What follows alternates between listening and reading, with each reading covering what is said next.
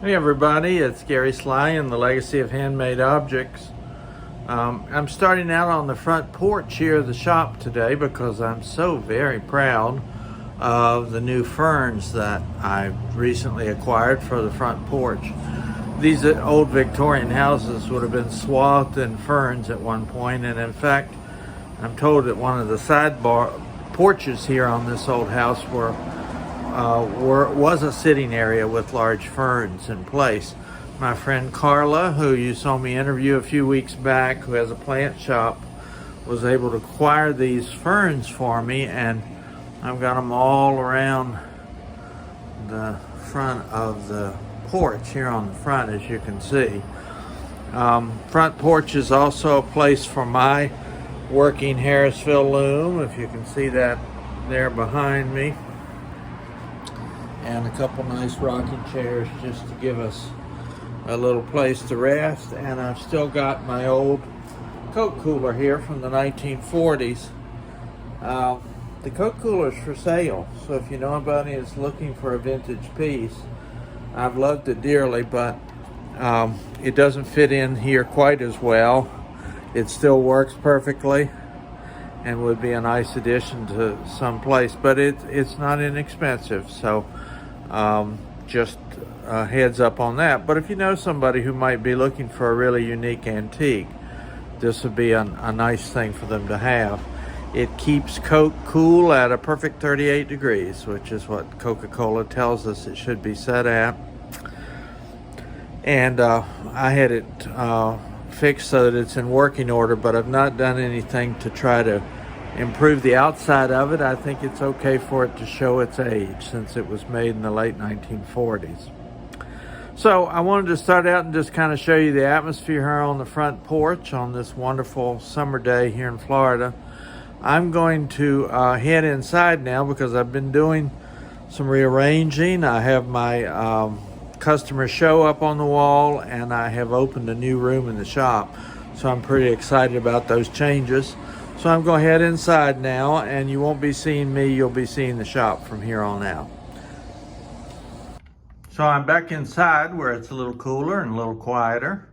And I wanted to start out by showing you the pieces from my customer show that happens every June. This is the 4th year I've been able to have patrons bring in some of the wonderful stitching work that they've done. I'll have I hope pretty decent pictures of these at the end of the video so you to be able to look at.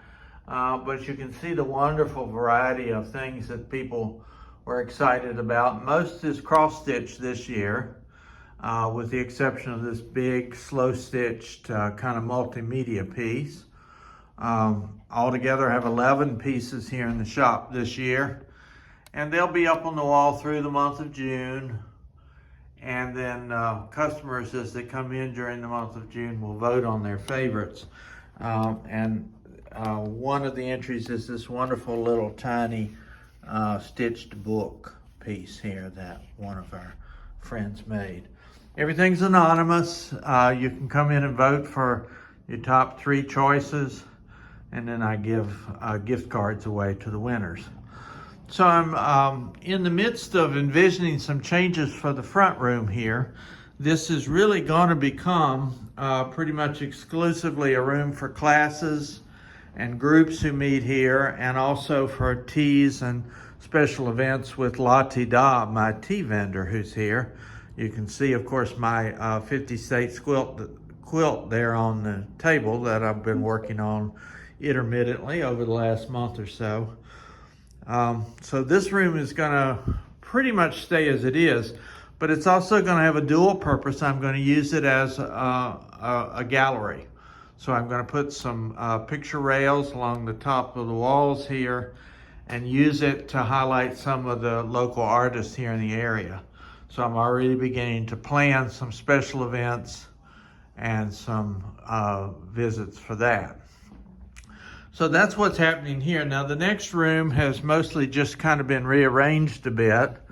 This has a lot of my fabric from cross stitch, Everett Israel's wonderful woodcraft here in the front. Everett is celebrating 85 years old today, so I'll send out birthday shout to him. I'm just using this to kind of spread out a little bit some of the things that I have. I've recently acquired a collection of classic color works back there in the corner. You can see all of Joa's fancy teapots and accoutrement for her tea service there.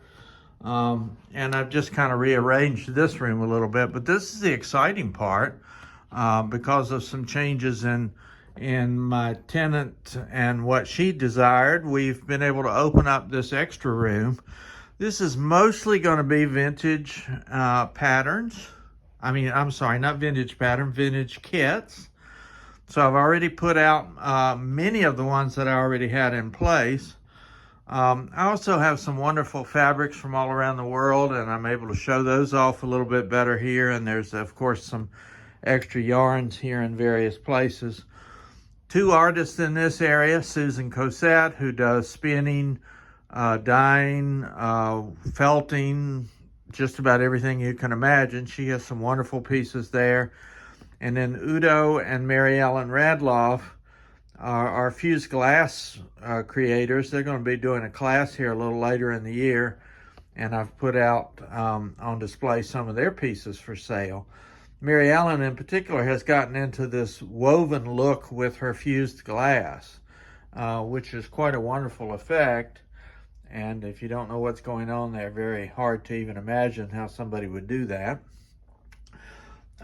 You can also see out the back here, I've got this wonderful deck that's going to open up all sorts of possibilities. I'm going to start looking around for some more little tables and perhaps have an outdoor kitchen and maybe some options there for our patrons to come outside when the weather cools off and have a little sip of tea.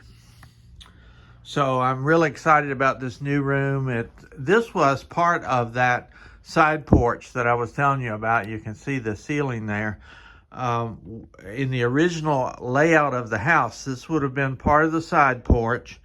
And my friend Suzanne, who was a little girl when this house was built, says that, well, not when it was built, but certainly when it was in its earlier stages, says that they would have had rocking chairs and big potted plants and ferns out here on this side porch. This whole area has been enclosed for quite some time, but it's still just a wonderful space, and it opens up the rest of the shop in a just an amazing manner. Weeks Dye Works, all sorts of specialty stuff in here. The other thing I'm really excited about is I just got a new shipment of yarns. Some of you who may have been in the shop in the past know that a couple of times I've had the opportunity to acquire whole estates of yarns on cones. These are particularly good for weavers and people who use a whole lot of the same color of something, but this lot, and this is only just a fraction of what I've got a whole bunch of big black trash bags that are going to be unloaded as I find room for them. These were a part of a collection of a woman that sold knitting machines. And so these are pretty agreeable fibers for knitters and crocheters as well. So far what I've seen is mostly acrylics and artificial fibers, but there are some cottons and wools in here, and I just love the variety of colors.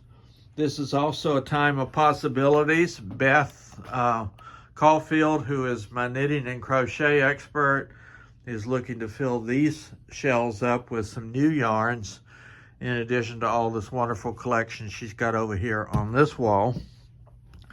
Finally, I think I've made sense of my vintage patterns. I had about 12,000 at one point, but I narrowed them down to around 5,000 or 6,000. I took you through this area last week, but I finally got these back out again. There really are customers who ask for this section pretty regularly. So this is vintage patterns and then some other stitchable items there. This area is becoming kind of the center for weaving items, tools, shuttles, that sort of thing. And so you'll see some changes there as well. And for the first time, I have a tiny little quilting corner. I have not done too much with quilting here in the shop, even though I love it myself, because there are just so many wonderful quilting shops around. But I mentioned to some folks in the past weeks that with the demise of our local Joann's fabric shops, it's nice for me to have just a few items here that might be helpful for people. I've gotten in some really nice high quality fabric scissors up in the front. And so I probably will be adding to this a little bit. I might get some fat quarters. I'm not going to go heavy duty into quilting because, as you can imagine, that would require a whole nother shop on its own. And I'm really pleased with this table now. This is 3 of our local artisans who now have their stuff displayed out where you can see it a little better. Anita Berry is a master tatter and has all kinds of wonderful stuff there. Nancy Spencer does just beautiful handwork. You can see some of her pieces. And then Clarice Ruttenber has done quite a bit with felting. She makes paper. So we have some really cool things there from her as well. So that's kind of what's new here in the shop. I thought it might be just fun to take a look around and tell you what's happening. There is a retreat coming up on August the 2nd, right across the street at the big United Methodist Church here in Leesburg. I'll be hosting that. I have Marty Barrick from Carriage House Samplings, who's going to be coming in and doing a trunk show for that. I've got another person who does assorted items like pin keeps and things like that. I'll maybe show off some of her stuff coming up. And also Margaret Everson, who is a local artist who does some wonderful pieces of slow stitch and kind of multimedia, will be there to do some demos and talk about what she's got going on. It'll be a catered lunch and a full day there of stitching fun and community. So if you're in the Central Florida area and you want to come visit us, that's going to be on August the 2nd. And then I'm planning another one the first Saturday in November at this point. Also going to have a knitting and crochet event very similar to that coming up in September. So those are some things happening. There's going to be some markets here out in the parking lot and around back in the yard when the weather begins to cool off again and our snowbird friends come back to Florida. Really trying to make good use of this wonderful space. So that's kind of where we are for now. I'm not going to give you a full exacting tour of the whole place, but you can certainly see all the colors and the wonderful things that are happening here. So I'll end with that. This is Gary Sly, and it's the Legacy of Handmade Objects.